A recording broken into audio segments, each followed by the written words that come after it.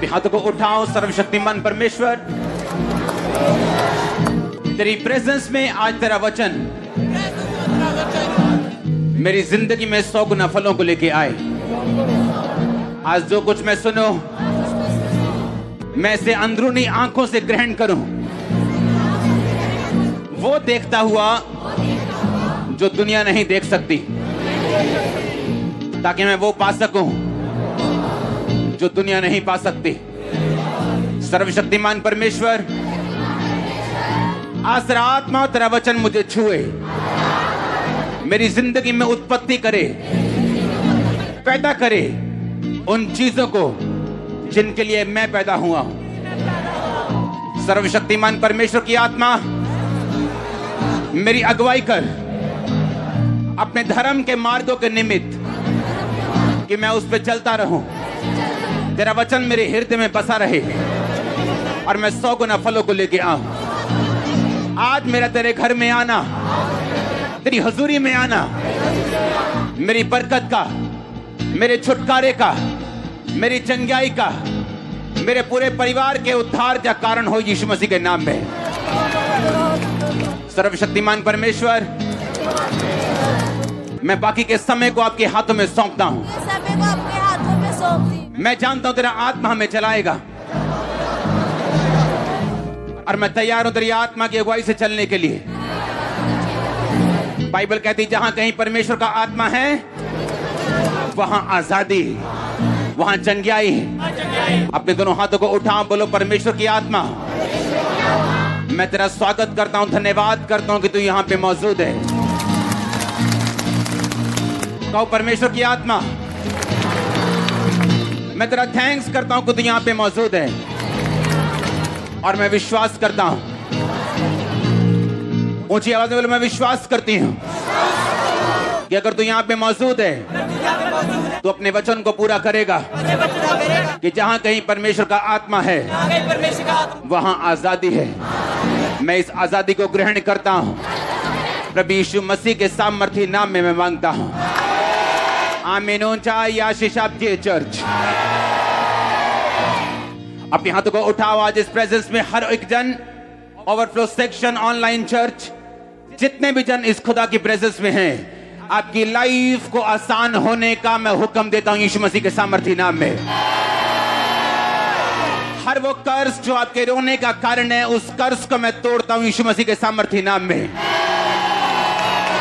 मैं डिक्लेयर करता हूं आज इस प्रेजेंस में आने वाले हर वो जन जो इस खुदा की पाक हजूरी में हैं, आपके आसपास की हर एक चीज, आपके स्वर्गदूत जो आपके लिए दिए गए, आपका बिजनेस, आपके लोग, यीशु मसीह के नाम में आपके फेवर में आज से काम करें।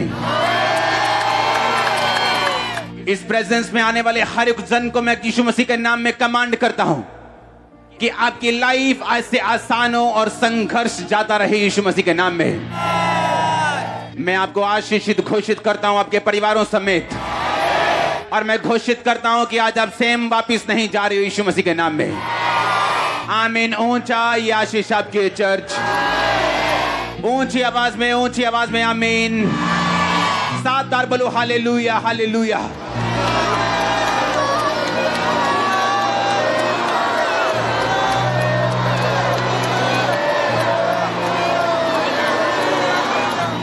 आमीन। स्वागत है यीशु मसीह की प्रेजेंस में। मुझे पूरा विश्वास है आप सेम वापस नहीं जा रहे हो। बैठ जाओ अपने शरीर में, आत्मा में आप मेरे साथ खड़े हैं। अपने पड़ोसी को बोलो, बिना वचन तू चंगाई को भी संभाल नहीं सकता। बिना वचन के तू बरकत पा तो सकता है, लेकिन उसे संभाल नहीं सकता। बिना वचन के तू बरकत पा सकता है, लेकिन हो सकता है तू नरक चला जाए। इसीलिए वचन को सुन, ताकि तू बरकत भी पाए, तू चंगा भी रहे और तू अनंत जीवन का अधिकारी भी रहे। प्रभु यीशु मसीह के सामर्थी नाम में हम मांगते हैं। याद रखो, जिस दुनिया में आप रहते हो, ये दुनिया एक फेक दुनिया है। क्या ये दुनिया? ये एक नकली दुनिया है। और अब जैसे जैसे ये दुनिया आगे बढ़ती जा रही है, ये और नकली होती जा रही है और करप्ट होती जा रही है। और अंधेरी होती जा रही है, और जितनी जरूरत आपको 2 साल पहले थी परमेश्वर की, अब आपको 10 गुना ज्यादा जरूरत है परमेश्वर की। अगर आप अगर आप एनालाइज करें, अगर आप देखें अपने आसपास, इस महामारी के आने के बाद और जो घटनाएं दुनिया में हो रही उसके बाद, अगर आप एनालाइज करें, अगर आप देखें, अगर आप अपने दिमाग को चलाएं, अब आपको परमेश्वर की ज्यादा जरूरत है। इस फेक दुनिया में जो प्रमाण मांगती है, जो चिन्ह मांगती है, जो व्यभिचार से भरी हुई है, इस फेक दुनिया में अब आपको परमेश्वर की ज्यादा जरूरत है। अब उतनी जरूरत है कि आप उसके वचन को इतना ध्यान से सुने और उस पर कान लगाएं, क्योंकि ये वचन पे कान लगाना और इसको ध्यान से सुनना, ये आपकी पास्टर की बरकत नहीं, ये आपकी बरकत का कारण है।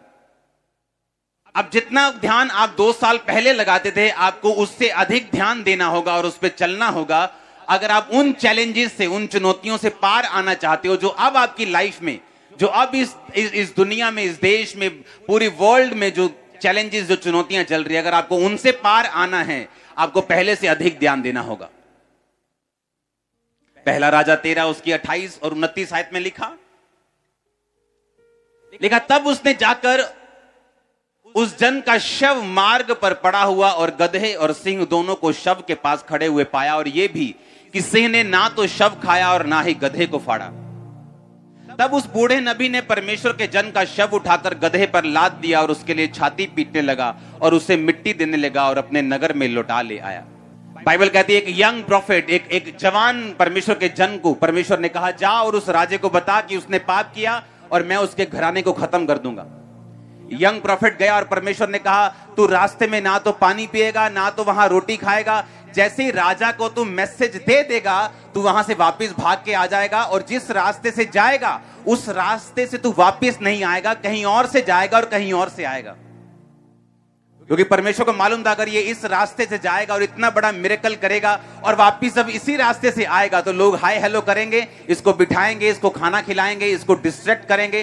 परमेश्वर ने कहा, जिस रास्ते से गया उस रास्ते से मत आना, किसी और रास्ते से आना, रास्ते में रोटी नहीं खाना, पानी नहीं पीना। और बाइबल कहती है, जब वो राजा के पास गया और राजा ने जब उस नबी को उसका मैसेज सुनकर गुस्सा किया और अपना हाथ बढ़ाया कि इसे पकड़ लो और मार दो, जैसे ही राजा ने अपना हाथ बढ़ाया, उसका हाथ खड़ा हो गया, उसको लकवा हो गया। और राजा को यकीन आ गया कि ये नबी परमेश्वर ने खड़ा किया, और राजा ने उस नबी की बात को सुना और नबी वापिस जा रहा है। लिखा है, एक बूढ़ा नबी उसके पास आके बोलता है, कहता कहां जा रहा है? उसने कहा, वापिस जा रहा हूं। उसने कहा, परमेश्वर ने मुझे मैसेज दिया तेरे लिए कि आ तू रोटी खा और पानी पी। और वो डिस्ट्रैक्ट हो गया और उसके घर जाके उसने खाना खाया और पानी पिया, और परमेश्वर का वचन पहुंचा, तूने मेरी आज्ञाओं को तोड़ा, अब तू जीवित नहीं रहेगा।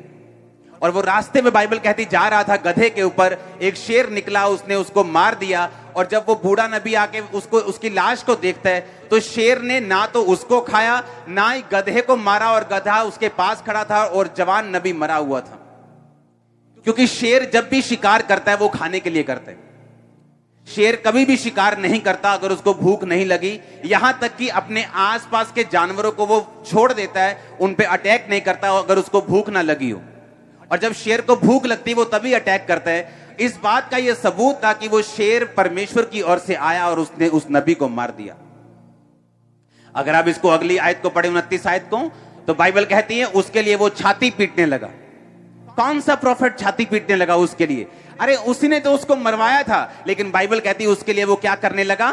वो छाती पीटने लगा।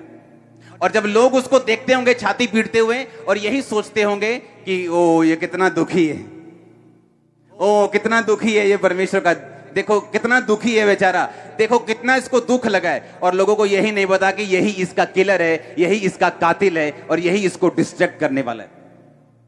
आप एक ऐसी दुनिया में रहते हैं जहां कोई भी आपको डिस्ट्रैक्ट कर सकता है। जब तक आपकी आंखें, आपका दिमाग पूरी रीति के साथ, पूरी डिजायर, पूरी इच्छा, पूरे तन, पूरे मन के साथ आपका ध्यान अगर परमेश्वर के वचन पे नहीं लगा हुआ, तो शैतान, बाइबल कहती है, आपको फाड़ने के लिए और खाने के लिए तैयार है। इसलिए मैंने कहा, आप एक फेक दुनिया में रहते हैं। आप ऐसी फेक और नकली दुनिया में रहते हैं जहां आपको यह मालूम नहीं कि जिन लोगों के लिए लोग रो रहे हैं वही उनके कातिल हैं। आपको कुछ नहीं पता क्या हो रहा है दुनिया में। जो लोग देखते आए होंगे बोलते होंगे, हो कितना दुखी है, कितना दुख लगा है इसको, और कितना रो रहा है देखो ये। लेकिन उनको मालूम नहीं कि यही उसका कातिल है। इसी ने झूठ बोला था कि परमेश्वर ने मुझे कहा आ मेरे साथ रोटी खा पानी पी, और उस जवान नबी को उसने मरवा दिया। और जवान नबी को मालूम था कि परमेश्वर अपनी इच्छा को ऐसे नहीं बदलता। उसे मालूम था बिलाम की स्टोरी को परमेश्वर ने उसे मना किया जाने के लिए, लेकिन वो अपनी इच्छा शक्ति से फिर गया। अपने ढीठ पुणे के कारण बार बार परमेश्वर को पूछता गया, प्रभु मैं जाऊं, जबकि उसे मालूम था प्रभु एक बार मना कर चुके हैं। उसे मालूम था ये परमेश्वर की मर्जी नहीं है कि मैं रोटी और पानी खाऊं, लेकिन पेट, लेकिन भूख, लेकिन शरीर की इच्छाएं, लेकिन वो अभिलाषाएं, वो शरीर की, वो आंखों की, वो जीविका की, वो पैसों की, उसको डिस्ट्रैक्ट कर दिया और वो मारा गया। अगर आप इस दुनिया के धोखे से बचना चाहते हो, अब आपको उतना ध्यान वचन पर लगाना होगा जितना आपने अपनी लाइफ में कभी नहीं लगाया। अगर आप बचना चाहते हो अब इस दुनिया में जहां अंधेरा बढ़ चुका है, आपको इतना ध्यान लगाना होगा जितना आपने कभी नहीं लगाया। यीशु मसीह, बाइबल कहती है, एक जगह अपने चेलों के साथ आ रहे थे, मिरेकल करके, बड़ा चमत्कार करके लोगों को 5-5 हजार लोगों को खाना खिला के, 5 रोटियां 2 मछलियां 5,000 लोगों को, यानी 5,000 बंदों को, यानी 20,000 लोगों को खिला के आ रहे थे। तो बाइबल कहती 5,000 पुरुष थे और स्त्रियां और बच्चे भी थे। तो 20,000 लोगों को खिला के यीशु मसीह आ रहे और चेलों को बोला कि फरीसियों के खमीर से चौकस रहना। और चेलों का दिमाग अभी भी रोटी पे लगा हुआ था। कहते परमेश्वर हम तो रोटी नहीं लेके आए, तो खमीर कहां से, चौकस कहां से रहेंगे? जबकि परमेश्वर ने उन्हें ये चौकस रहने के लिए क्या कहा था कि फरीसी जो कुछ बोलते हैं चौकस रहना। क्योंकि अब वो टाइम आ चुका है कि तुम्हें बड़ा ध्यान रखना होगा कि तुम क्या सुनते हो और तुम किससे सुनते हो। इसलिए अगर आपके पास परख का आत्मा नहीं है तो आप डिस्ट्रैक्ट हो सकते हैं, आपका ध्यान भटक सकता है, शैतान उसका फायदा उठा सकता है। यीशु मसीह ने कहा फरीसियों के कपट रूपी खमीर से चौकस रहना। चौकस रहना, वो क्या बोलते हैं उनकी बातों का यकीन मत करना, क्योंकि अगर आप सबकी बातों को सुनेंगे आप मिस कर जाएंगे परमेश्वर आपसे क्या कह रहे हैं। क्योंकि शैतान यूज कर सकता है आपके करीबी लोगों को, वो यूज कर सकता है इन्फ्लुएंस वाले लोगों को, वो यूज कर सकता है हाई कुर्सी पे बैठे लोगों को आपकी जिंदगी को भटकाने के लिए परमेश्वर के वचन से। क्योंकि बाइबल कहती परमेश्वर के वचन पर आप केवल अड़े और खड़े रह के, आप फोकस रख के, ध्यान लगा के ही खड़े और अड़े रह के रिजल्ट ले सकते, नहीं तो नहीं ले सकते। इसलिए यीशु मसीह को बड़ी चिंता थी कि तुम लोग क्या सुनते हो। क्योंकि जो चेले लोगों की बातें ज्यादा सुनते थे, बाइबल कहती वो सारी दुष्ट आत्माएं नहीं निकाल पाए, पर पतरस, याकूब और यूहन्ना वो सब काम कर सकते थे जो यीशु मसीह कर सकता था। चौकस रहो, तुम क्या सुनते हो। यहां से जाने के बाद तुम्हारे दोस्त तुमको क्या बोलते हैं, तुम्हारी सहेलियां कैसी हैं, तुम्हारे दोस्त कैसे हैं, तुम्हारे रिश्तेदार कैसे हैं, वो लोग तुमसे क्या कहते हैं। क्या वो ऐसी बातें बोलते जो मत तुम्हारे विश्वास को कम करें? तो ध्यान रखो ये तुम्हें भटकाने के लिए। वो बूढ़ा नबी जब जवान नबी से मिला तो उसने कहा, उसको ऐसा दिखाया कि वो उसकी बहुत चिंता करता है। आया यार कुछ खा पी ले, देख तू कितना सूख गया, देख तू रास्ता बड़ा है, हाय तू ऐसा लग रहा है, आजा कुछ खा ले, कोई बात नहीं, परमेश्वर ऐसा थोड़ी है, तूने उसका काम कर दिया ना, आजा आप खा पी ले थोड़ा सा। इमोशनल लोग आपको भटका सकते हैं। इसलिए बाइबल कहती है जब प्रभु यीशु मसीह ने पतरस को कहा, पतरस मुझे क्रूस पे चढ़ाया जाएगा और मैं तीसरे दिन जी उठूंगा, ये लोग मुझे दुख देंगे और मैं मारा जाऊंगा और गाड़ा जाऊंगा और तीसरे दिन मुर्दों में से जी उठूंगा। पतरस कहता है हाउ परमेश्वर, और झिड़कने लगा। बाइबल कहती है उसको झिड़के मारी यीशु मसीह को, झिड़के मारी यीशु मसीह को, बोलता है तो तेरे साथ कभी ऐसा ना हो। यीशु मसीह ने कहा शैतान हट जा मेरे सामने से, क्योंकि तू मेरे लिए ठोकर का कारण। क्योंकि शैतान आपके पास आता है आपके करीबी लोगों में से, ताकि आप अपने क्रूस को ना उठाएं, अपने आप का इनकार करना छोड़ दें, आप फास्टिंग करना छोड़ दें, आप बोना छोड़ दें, आप प्रार्थना करना छोड़ दें, आप खुदा को दिल में रखें। 2 घंटे 2.5 घंटे देने की रोज में क्या जरूरत है, कोई बात नहीं। मत्ती 24 उसकी 12 और 13 आयत में लिखा हुआ, बाइबल कहती अंत के दिनों में क्या होगा। परमेश्वर यीशु मसीह ने कहा अधर्म के बढ़ने से बहुतों का प्रेम ठंडा पड़ जाएगा, परंतु जो अंत तक धीरज धरे रहेगा उसी का उद्धार होगा। अधर्म के बढ़ने से बहुतों का प्रेम ठंडा पड़ जाएगा। यीशु मसीह ने कहा जब एंड डेज होंगे अधर्म बढ़ जाएगा और बहुतों का प्रेम ठंडा पड़ जाएगा। पुराने टाइम में अगर किसी ने गंदा सीन देखना होता था तो जब वो लाइनें लगती थी सिनेमा के बाहर कि इस फिल्म में एक गंदा सीन है, सारा यूथ इकट्ठा हुआ है कि इस फिल्म में एक सीन है जी, फलानी फिल्म है जी, इस फिल्म में एक सीन है, उसको देखते कभी कभी ऐसा सीन मिलता था। आज आपको गंदा सीन देखने के लिए कहीं जाने की जरूरत नहीं, अपनी फेसबुक खोल लो, आपको गंदा सीन मिल जाएगा। इसीलिए मैं सोशल मीडिया पे अब नहीं हूं। क्यों? क्योंकि बाइबल कहती अंत के दिनों में अधर्म बढ़ेगा। जो गंदा सीन लोग सीडी मंगा के देखते थे, आज वो फेसबुक ऐसे ऐसे ही खोलते जाओ, आपको मिलते जाएंगे और आपको लगता है कि ये तो आज की दुनिया है। ले नहीं, बाइबल कहती अधर्म बढ़ जाएगा और बहुतों का प्रेम ठंडा पड़ जाएगा। क्यों? क्योंकि बाइबल कहती है लास्ट के दिनों में अधर्म बढ़ेगा और प्रेम ठंडा होगा। जब भी शैतान आपको भरमाता है, आपको यीशु मसीह से पीछे लेके जाता है, वो कभी भी एकदम ऐसा नहीं करता, वो धीरे धीरे करता है। एक छोटा सा काम, एक छोटी सी कमी, उससे वो शुरू करता है। जैसे बोलते हैं ना, तू यार पैर रख ले, अब बैठन की जगह बना लांगे। तू पैर रख ले, हम घर बनाने की जगह खुद ब खुद रख लेंगे, तो बस पैर रख ली वहां। तू हॉल में अंदर एंटर हो जाए, मेन हॉल में बस अपनी बाइबल रख दी, हम बैठने की जगह अपने आप बना लेंगे।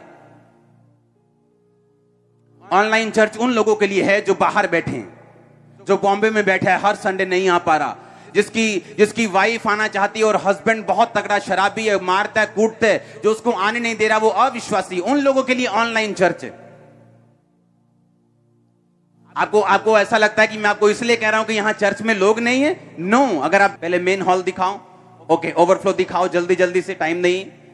ये अभी की चर्च है, ये अभी की चर्च है, ये राइट नाउ, ये ओवरफ्लो सेक्शंस हैं सभी जो आप स्क्रीन पे देख रहे हो। रुको चलने दो। ये सारे ओवरफ्लोज हैं अभी जितने आप देख रहे हो, ये सारे ओवरफ्लो सेक्शंस है चर्च के। गुरदासपुर चर्च दिखाओ, हाँ दिखाओ। सुनो मेरी बात, मैं इसलिए नहीं कह रहा हूं कि मैं आपको चर्च में लाना चाहता हूं। यहां चर्च ऑलरेडी फुल है। जितने चर्च के सेक्शन हैं आज, जितनी चर्च की ग्राउंड्स हैं, सारी भर चुकी हैं। चर्च के पास जगह नहीं है बिठाने की। लेकिन सुनो मेरी बात, मैं क्यों आपसे कह रहा हूं। बाइबल कहती अंत के दिनों में अधर्म बढ़ जाएगा और बहुतों का प्रेम ठंडा पड़ जाएगा। और ठंडा ऐसे नहीं कि वो यीशु मसीह का इनकार कर देंगे, मतलब घर में बैठे हैं, हाँ ले आई यार दाल, ले आई यार, भुख लगी यार, और कोई नहीं हले वचन आने वाला, चाह तू हले वर्शिप चलती कोई नहीं। अब दालें चल रही हैं, परोंठियां चल रही हैं घर पे।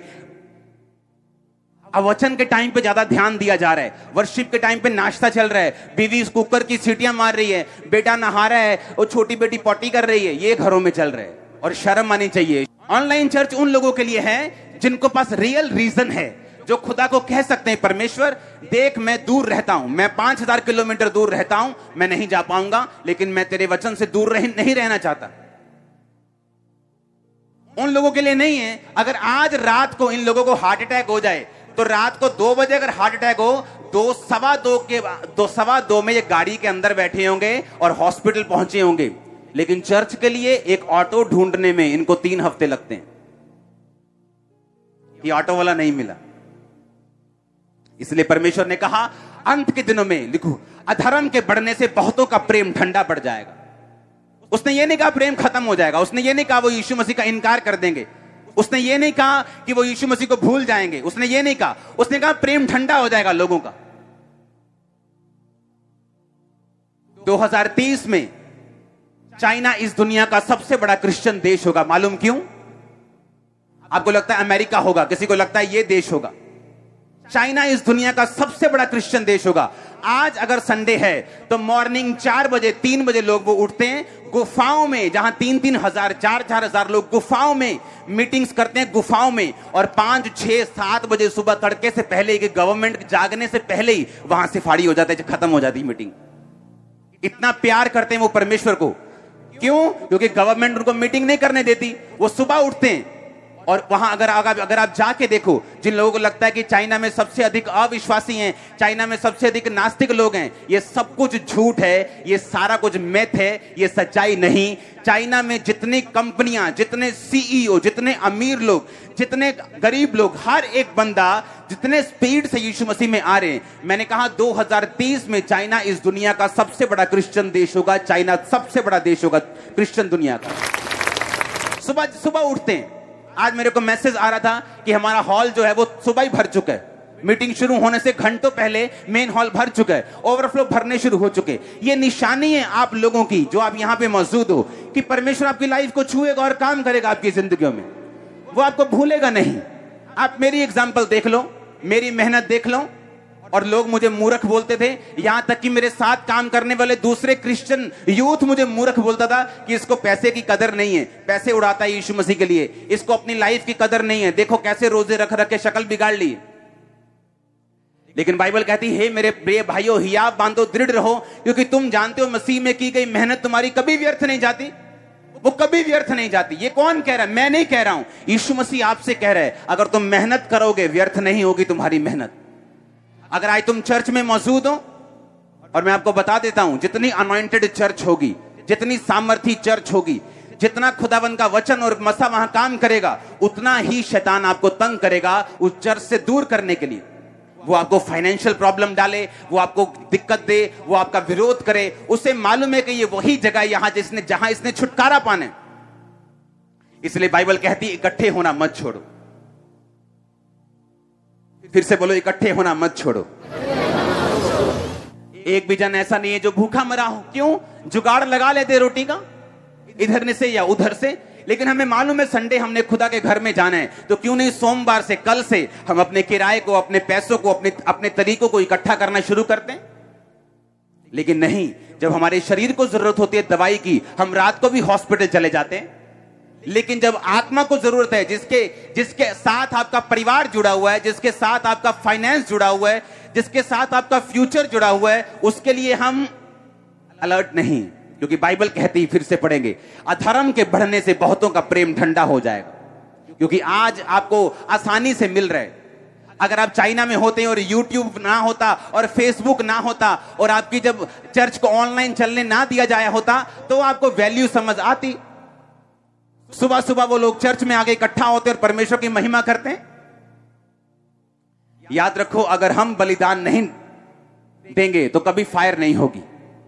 आग तभी बढ़ती है जब उसमें लकड़ी बढ़ती, आग तभी बढ़ती है जब उसमें बलिदान बढ़ते।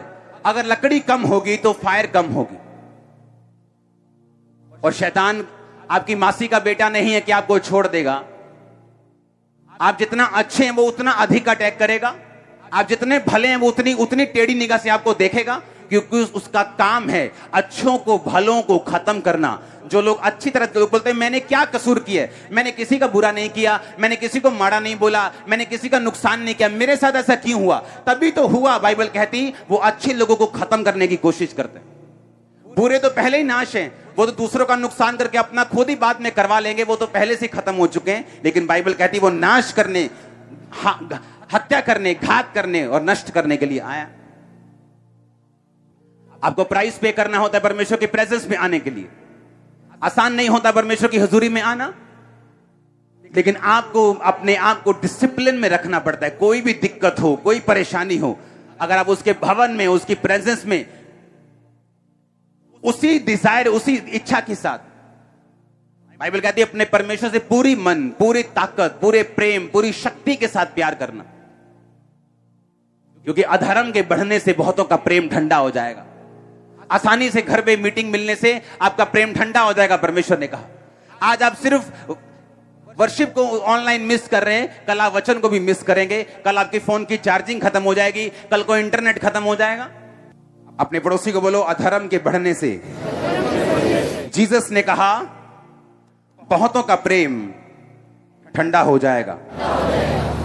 आप जानते हैं, अगर आप बाइबल ध्यान से पढ़ें, पहला राजा 17 बाब उसकी 1 से 6 आयत, तिशबी एलिया जो गिलाद के प्रदेशियों में से था, उसने अहाब से कहा, इजराइल का परमेश्वर यहोवा जिसके सम्मुख मैं उपस्थित रहता हूं, उसके जीवन की शपथ, इन वर्षों में मेरे कहे बिना ना मेह पड़ेगा ना औंस पड़ेगी। तब यहोवा का यह वचन उसके पास पहुंचा, यहां से चलकर पूरब की ओर करीत नामक नाले में जो यर्दन के पूरब में है छुप जा। उस नाले का पानी तू पिया कर, मैंने कौओं को आज्ञा दी है कि वो तुझे वहां खिलाएं। बोलो, वहां खिलाएं। यहोवा का यह वचन मानकर वह यर्दन के पूरब में करीत नामक नाले में छिपा रहा। सवेरे सांझ को कौवे उसके पास रोटी और मांस लाया करते थे और वो नाले का पानी पिया करता था।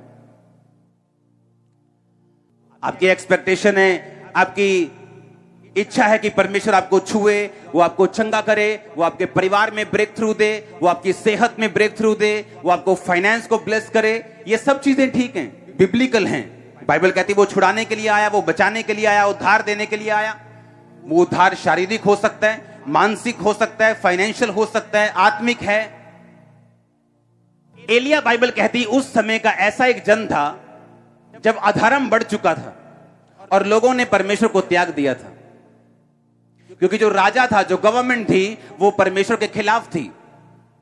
जो राजा की पत्नी थी इजाबेल, वो बाइबल कहती है बाल नामक देवताओं की 850 उसने नबी रखे हुए थे शैतान के, जो उसके साथ उसकी मेज पर खाते थे। और आज की अगर वैल्यू लगाओ तो कम से कम 30 से 40 करोड़ रुपया एक साल का वो उनके सिर्फ खाने पर खर्च करती थी। और बाइबल कहती लोगों को परमेश्वर की आराधना करने की अनुमति नहीं थी, लोगों का प्रेम ठंडा हो चुका था। लेकिन बाइबल कहती परमेश्वर का एक जन उठा और वो धर्म त्याग के विरुद्ध लड़ा। एलिया ने बाइबल में पढ़ा, जहां यीशु मसीह ने, यहोवा ने लिखा था कि अगर लोग मुझे छोड़ देंगे मैं आसमान बंद कर दूंगा। उसने कहा परमेश्वर मैं तेरे से प्रार्थना करता हूं, इन लोगों ने तुझे छोड़ दिया, आसमान बंद कर दे, इन लोगों को भूखा मरने दे, इन पे कोई बारिश ना आए और अकाल पड़ जाए। तब मोटरें नहीं होती थी कि सबमर्सिबल लगाया और मोटर से पानी ले लिया। और परमेश्वर ने उसकी प्रार्थना को सुना और बारिश, परमेश्वर ने कहा ठीक है मैं बंद करूंगा, औंस नहीं आएगी। और वो राजा के पास जाके बोला, राजा मेरे कहे बिना ना बारिश आएगी ना औंस पड़ेगी, क्योंकि मेरी प्रार्थना से परमेश्वर ने ये बंद किया। मैं इसकी जिम्मेवारी लेता हूं कि मेरे कहे बिना ना तो बारिश बरसेगी ना औंस पड़ेगी। लिखा, वो कह के यहां वहां से चल पड़ा। और परमेश्वर ने कहा अब एलिया ऐसा कर, करीत नामक नाले में जाके छुप जा, वहां पानी होगा तो पिया करना, और कौवे सवेरे और शाम को तेरी रोटी लेके आया करेंगे और तुझे वहां खिलाएंगे। बोलो वहां खिलाएंगे। कहां खिलाएंगे? जहां परमेश्वर ने उन्हें भेजा, वहां नहीं जहां एलिया चाहता था। वो रोटी आपके घरों में ऑनलाइन नहीं खिलाएगा, वो चर्च में खिलाएगा आपको। आप समझ रहे मेरी बात को? बाइबल कहती परमेश्वर ने कहा वो तुझे वहां खिलाएंगे जहां मैं तुझे भेज रहा हूं। जहां तू अपनी मर्जी से बैठे हैं वहां नहीं, जहां मैं तुझे भेज रहा हूं वो तुझे वहां खिलाएंगे।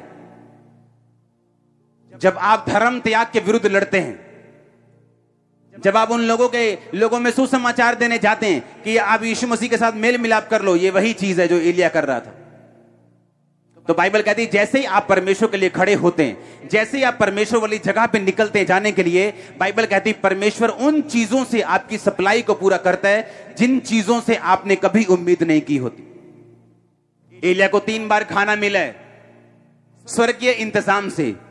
पहली बार उसे कौओं ने खिलाया, दूसरी बार एक विधवा ने उसे खिलाया जब उसका आटा, उसका मैदा और तेल खत्म हो चुके थे, और एलिया की प्रार्थना से वो आटा और मैदा बढ़ते रहे और उस छोटे से जार में कभी खत्म नहीं हुए जब तक अकाल खत्म नहीं हुआ। तीसरा, स्वर्गदूत ने उसे रोटी और पानी दिया और उसने खाया।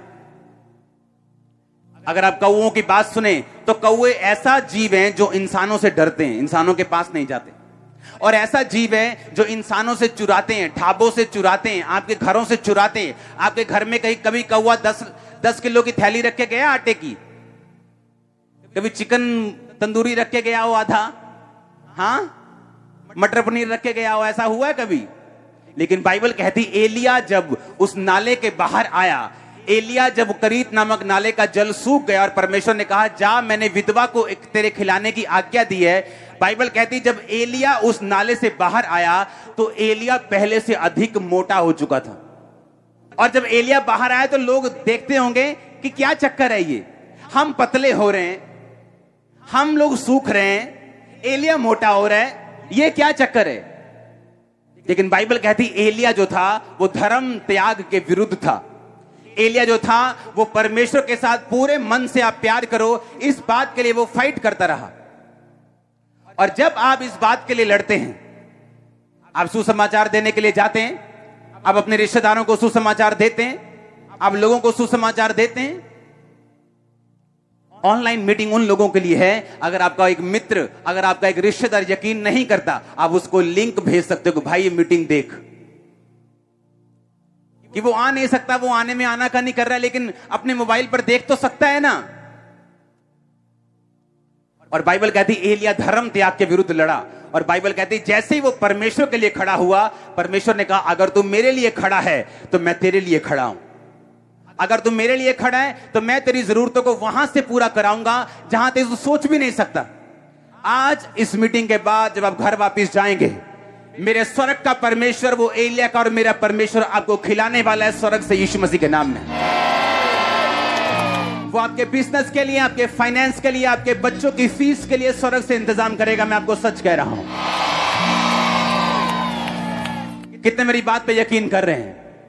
मैं आपको एक ही क्वेश्चन कर रहा हूं, क्या आप परमेश्वर के लिए खड़े हैं या नहीं? क्या आप लोगों की भीड़ में शामिल हैं, जो भीड़ में शामिल हो गए कि नहीं हम राजा के खिलाफ नहीं जा सकते, नहीं हमें वो मार देंगे, नहीं ऐसा हो जाएगा। पर बाइबल कहती एलिया परमेश्वर के लिए खड़ा रहा, और जब वो परमेश्वर के लिए खड़ा रहा, परमेश्वर ने उसकी जरूरतों को पूरा किया।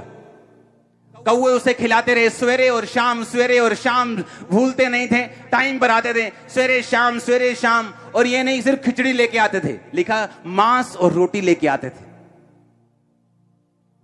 सूखा हुआ खाना नहीं लेके आते थे, फ्रेश फूड सुबह शाम लेके आते थे, सुबह शाम। वो क्यों आपको बरकत दे, क्यों आपका फाइनेंस बढ़ाए, क्यों आपका बिजनेस बढ़ाए? क्या किया आपने परमेश्वर के लिए?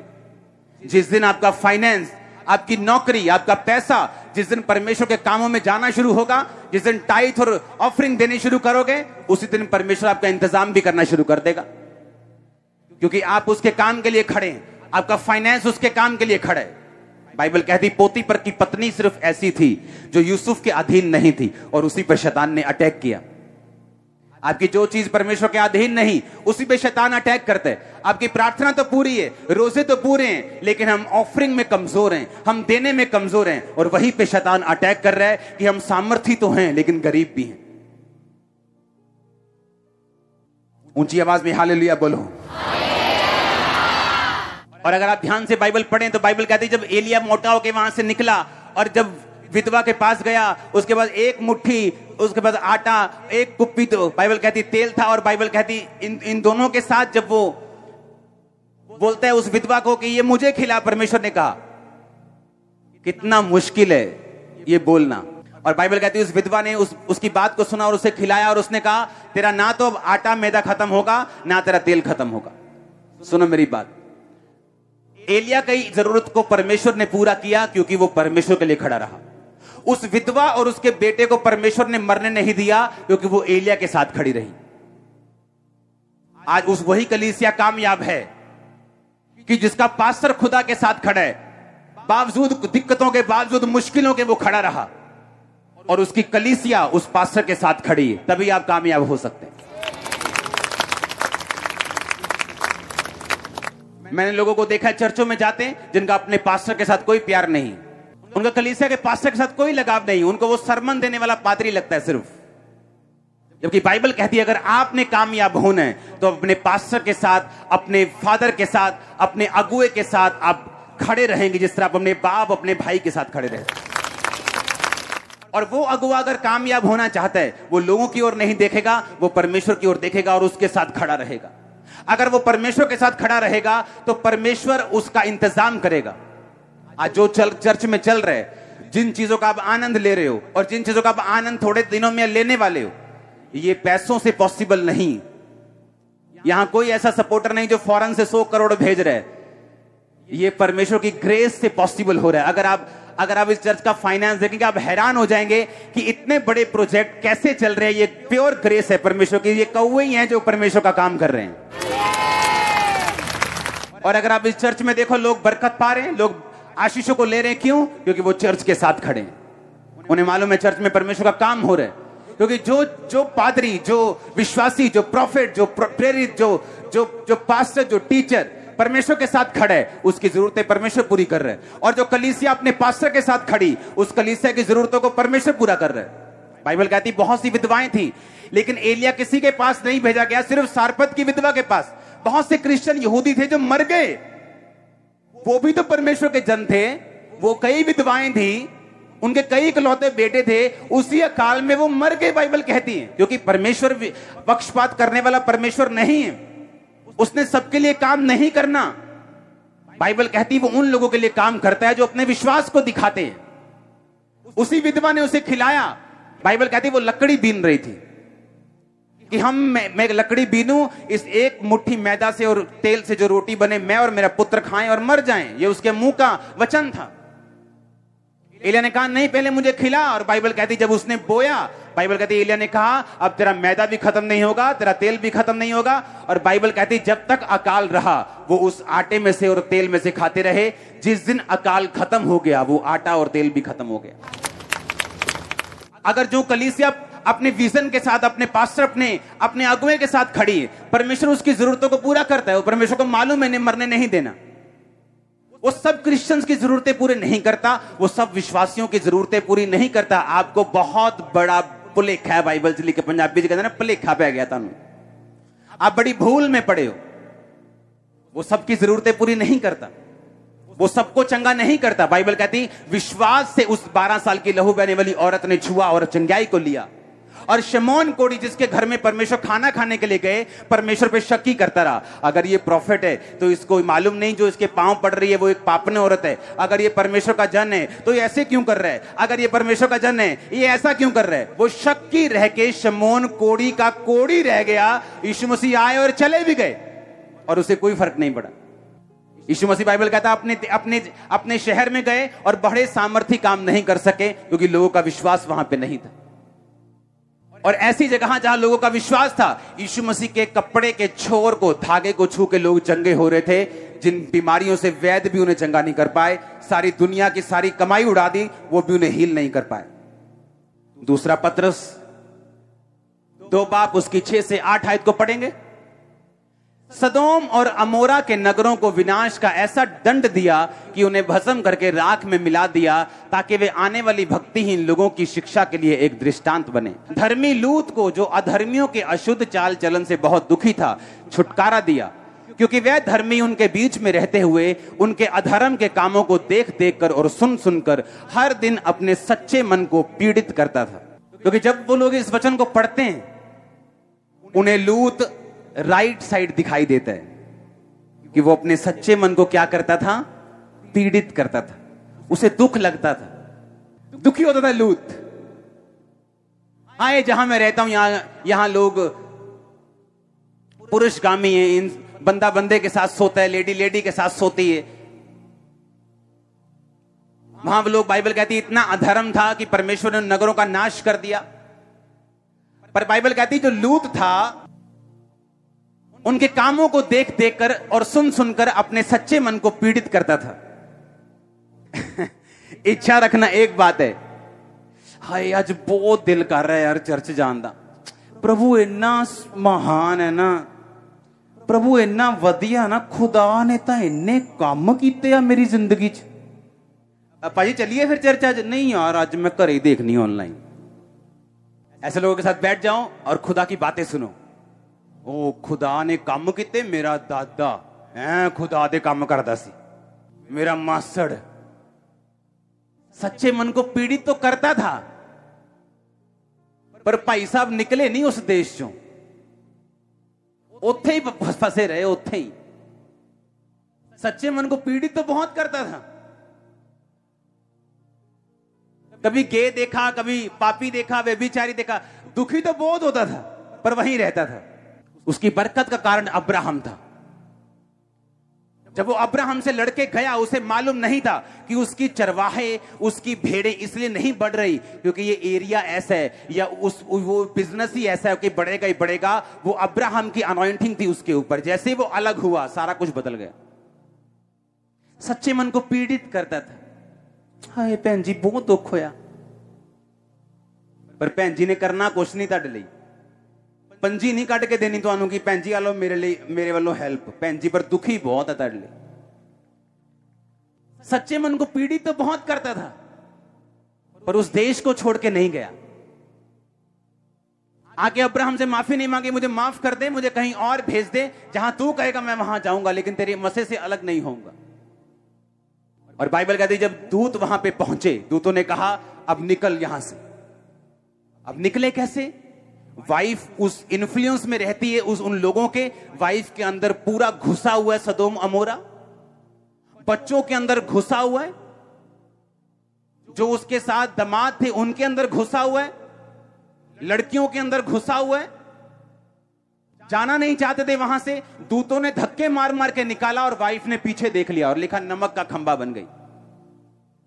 चलो वाइफ खत्म हो गई, रह गई 2 बेटियां, गुफा में गई, अपने बाप के साथ सो गई। मोआब पैदा हुआ, अम्मोन पैदा हुआ, और बाइबल कहती इन दोनों जातियों से परमेश्वर ने सदियों तक, सालों तक नहीं, सदियों तक नफरत की परमेश्वर ने अम्मोनियों के साथ, मोआबियों के साथ। क्योंकि जो लड़कियां सारा दिन पाप होते देखेंगी, सारा दिन गंदगी देखेंगी, अपनी सहेलियां, अपने सभी लोग सारा दिन व्यभिचार, सारा दिन गंद, उनको वो कूल लगने लगता है, उनको वो नॉर्मल लगने लगता है। उनको लगता है ये नॉर्मल है, ये 10 बॉयफ्रेंड तो नॉर्मल है, ये चीजें तो नॉर्मल है, ये सब कर रहे हैं, सब कर रहे हैं। कुछ हुआ इनको कभी भी? वो कितना अमीर है, अभी उसने अभी रोल्स रॉयस निकाली है, अभी उसने देखो, अभी तो उसने लैम्बोर्गिनी ली है, देखो तो। अब सच्चे मन को वो पीड़ित करता था, इसीलिए सिर्फ वही बचा कि चलो पीड़ित तो करता था लेकिन वही बचा। ना उसकी बेटियां बची, ना बेटियों के आगे बच्चे बचे, क्योंकि वो नफरत की, मैंने ये नहीं कहा परमेश्वर ने सजा दी, मैंने कहा नफरत की परमेश्वर ने उन बच्चों के साथ।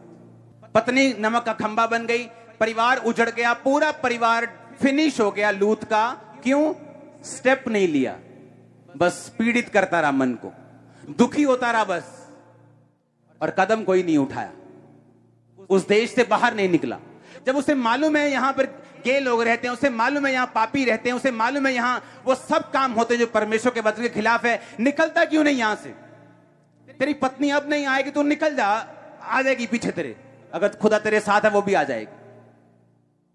तेरे बच्चे अपने आप आ जाएंगे, निकल तू खुद यहां से। यही फर्क था अब्राहम में और लूत में। परमेश्वर ने कहा मैं अब्राहम को आशीष दूंगा, क्योंकि मैं जानता हूं अब्राहम अपने बाद अपने घराने को आज्ञा देगा कि वो यहोवा की आज्ञाओं को माने।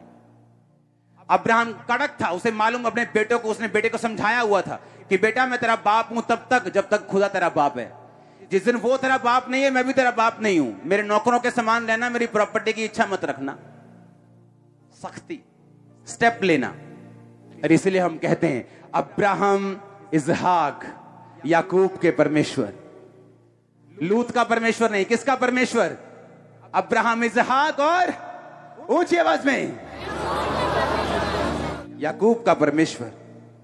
हालेलुया, जोर से बोलो हालेलुया। सच्चे मन को क्या करता था वो? पीड़ित करता था। पर भाई साहब निकले नहीं वहां से, बस पीड़ित ही करते रहे मन को। कि आज बिजनेस डाउन है, पीड़ित कर लिया मन को, लेकिन चर्च नहीं गए, बस पीड़ित कर लिया मन को। वो वचन के डूअर्स को, वचन के मानने वालों को, चलने वालों को, सिर्फ सुनने वालों को नहीं, वो वचन पे चलने वालों को आशीष देता है। आमीन। कान खुल रहे हैं कि नहीं खुल रहे हैं? और ये आप लोगों की बरकत के लिए हो रहा है, क्योंकि जैसे ही आप यहां से वापस जाएंगे, आप दरवाजों को खुलता हुआ पाएंगे। जो दरवाजे शैतान ने बंद किए हुए हैं, आप देखो तो सही। अगर आप परमेश्वर के लिए खड़े हैं, या उसके दास के लिए खड़े हैं, उस विजन के लिए खड़े हैं जो परमेश्वर ने दिया हुआ है, ऐसा हो नहीं सकता कि हेवन आपकी सप्लाई को पूरा ना करे। अगर वो आपकी सप्लाई को पूरा नहीं करेगा तो फिर किसकी सप्लाई को पूरा करेगा? अगर वो आपकी जरूरतों को पूरा नहीं करेगा फिर किसकी जरूरतों को करेगा? मत्ती 24:12-13, अधर्म के बढ़ने से बहुतों का प्रेम ठंडा पड़ जाएगा। हालेलुया। मेक श्योर इस लाइफ में जहां सब कुछ फेक है आपके आसपास, आपका ध्यान परमेश्वर के वचन पे खड़ा रहे। आप बाइबल को पढ़ते रहें, आप उन लोगों पे ध्यान देते रहें जो वचन पे खड़े रहने के कारण आशीषित हुए, और उन लोगों पर भी ध्यान देते रहें जो वचन से हटने के कारण शैतान का शिकार हुए। फिर आप परमेश्वर को दोष नहीं दे सकते, क्योंकि जो बच्चा अपने पिता के अधीन है, पिता उसी की रक्षा कर सकता है। अगर वो पिता को छोड़ के चला जाए, वो अपने बच्चे की रक्षा नहीं कर सकता। अगर आप वचन के नीचे हैं, आप अपने बाप के नीचे हैं। अगर आप वचन के नीचे हैं तो परमेश्वर आपकी सुरक्षा भी करेगा, आपके इंतजाम भी करेगा, आपके बच्चों को संभालेगा भी, उन्हें बड़ा भी करेगा, उन्हें अपने जैसा बनाएगा भी। उसे जानता आप कौन सा बिजनेस करते हैं, वो जानता आपको जॉब में कब बढ़ाना है, वो जानते कौन सा स्टेप आपको कब लेने के लिए प्रेरित करना है, वो सब जानता है इन चीजों को। हालेलुया। मेक श्योर अपनी लाइफ को आप दोबारा से फिर से जांचें। हर कुछ दिन बाद अपनी लाइफ को जांचें। मैं जांचता हूं अपनी लाइफ को, हर कुछ दिन बाद, हर कुछ महीने बाद अपनी लाइफ को रीडेडिकेट करता हूं परमेश्वर के लिए, और अधिक डेडिकेशन के साथ, और अधिक डिजायर के साथ। उसने कहा तो अपने परमेश्वर से पूरे मन, पूरी शक्ति, पूरे प्राण, सब कुछ जो तेरे दिल में है, जो तेरे मन में है, जो तेरे शरीर में है, तेरी बुद्धि में है, कहता तू सबसे, परमेश्वर से सबसे अधिक प्यार कर। परमेश्वर की सेवा करने की इच्छा, उसकी प्रेजेंस में रहने की इच्छा, उसका काम करने की इच्छा, सुसमाचार देने की इच्छा आपकी जिंदगी में कभी मध्यम नहीं होनी चाहिए। इस आग को जितना बढ़ा के रखोगे, सप्लाई उतनी हेवन से पूरी आने वाली, यीशु मसीह के नाम में पूरी सप्लाई आने वाली। मैं आपको बता रहा हूं, हर वो बैरियर, हर वो रुकावट, हर वो डैम गेट, स्लूस गेट जो डैम के आगे लगा होता है, मैं यीशु मसीह के नाम में आपकी लाइफ पर उसे खुलता हुआ देख रहा हूं, आपके फाइनेंस पे उसे खुलता हुआ देख रहा हूं। आमीन। ऊंचाई आशीष आपके चर्च में निकाह, मैं उस हीलिंग की नदियों को आपकी लाइफ पे बहता हुआ देख रहा हूं यीशु मसीह के सामर्थ्य नाम में। अपने पड़ोसी को बोलो, खुदा से प्यार कर। बाइबल कहती है जिससे वो प्यार करता है, और जो खुदा से प्यार करता है, खुदा उसे छुड़ाता है। भजन संहिता 91 में लिखा, तूने जो मुझसे प्यार किया इसलिए मैं तुम्हें छुड़ाऊंगा। कितने लोग ऐसे जो अपने घर में रोज प्रार्थना करते हैं? हाथ खड़ा करो। जो परिवार समेत प्रार्थना करते हैं वो भी हाथ खड़ा करो। आपको परिवार समेत भी प्रार्थना करनी, आपको अकेले भी प्रार्थना करनी, आपको उसका रिजल्ट नजर आएगा। कोई भी चीज हो, आप थके हो ना हो, कोई काम हो, हमारे बच्चे रात को एक टाइम पे हमें प्रार्थना के लिए खींच लेते हैं, चाहे मैंने ऊपर 8 घंटे प्रार्थना की हो।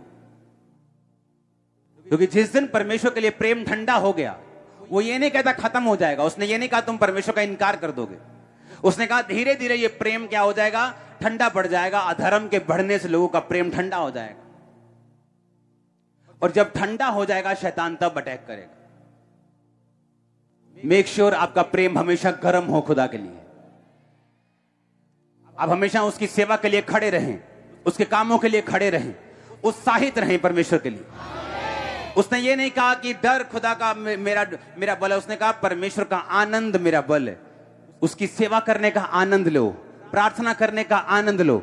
आप नहीं जानते वो प्रार्थना, वो फास्टिंग आपको कितनी मुसीबतों से बचाती है जो आपकी तरफ आने वाली थी। आप नहीं जानते, जब आप परमेश्वर की सेवा के लिए, उसके काम के लिए लग जाते हैं, चाहे वो अपने चर्च के लिए काम करें, अपने अगुए के लिए काम करें, खुदा के लिए काम करें, आप नहीं जानते परमेश्वर कितना आपको बचा के रखता है। क्योंकि वो जानता है अगर ये मुसीबतों में ऐसी फंसा रहेगा तो मेरा काम कैसे होगा। और वो आपके रास्तों को साफ करता है, आपको ग्रेस देता है, आपको अनुग्रह देता है कि आप बचे रहें और परमेश्वर के कामों में बढ़ते रहें।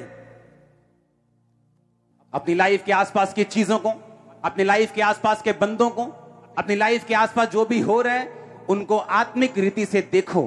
कहां पे परमेश्वर काम कर रहा है, कहां शैतान आपकी आग को ठंडा करने की कोशिश कर रहा है, कहां पे वो आपकी आग को बुझाने की कोशिश कर रहा है, कहां पे वो आपकी लाइफ में काम करने की कोशिश कर रहा है। उसे ढूंढो, उसे खत्म करो।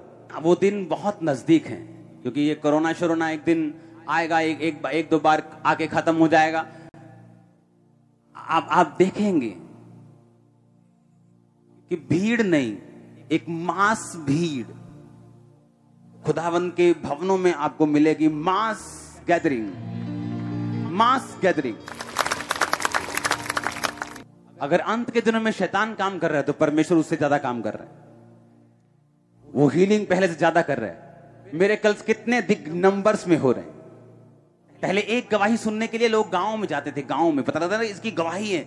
इंटरनेट, यूट्यूब होता नहीं था, फेसबुक था नहीं, एक गवाही मालूम होती थी फलानी चर्च में एक गवाही हुई, उसको सुनने के लिए लोग ऑटो करा के उसके घर ढूंढ ढूंढ के उसके गांव में जाते थे। लेकिन आज आप हजारों टेस्टिमनी हर संडे सुनते हैं। अगर अंत के दिनों में शैतान काम कर रहा है, क्योंकि परमेश्वर ज्यादा काम कर रहा है, ज्यादा रूहें बच रही हैं। अपने हाथों को उठाओ। थैंक यू जीसस बोलो।